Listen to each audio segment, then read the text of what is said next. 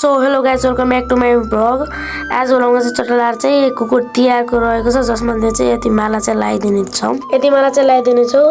Total 4वटा माला रहेको छ र कुकुर चाहिँ धेरै छैन, बस थोरै केटाहरूलाई लगाइदिउँ भनेर।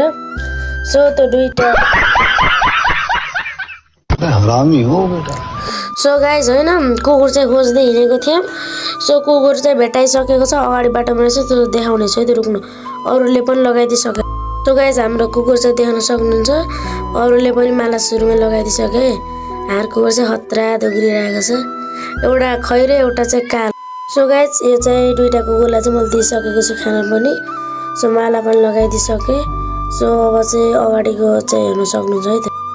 हाम्रो चाहिँ देख्न सक्नुहुन्छ चाहिँ हाम्रो चाहिँ कुकुर तिहारको यस विशेष यो चाहिँ माला रहेको छ है त। ल सो गाइस यतिको भएपछि चाहिँ कुकुरहरूलाई चाहिँ माला साला टिका सिका बिस्कुट सिस्कुट भातसात दिइसके। अब चाहिँ बाटो लगाएन है, अब अर्को घरतिर पनि जान्छन्। सो गाइस आज कुकुर तिहारको दिन मात्र कुकुरलाई चाहिँ यसरी टिका सिका लाएर चाहिँ उस नगर्नु होला, अरू दिन पनि गर्नु होला कुकुरमाथि इज्जत। त्यो ढुङ्गा सुङ्गा हान्ने, घर आउन देख्न नपाउने ढुङ्गा हान्ने। सो आजको भ्लग चाहिँ यति नै, यस्तो चाहिँ नगर्नु होला गाइस। Like comment subscribe.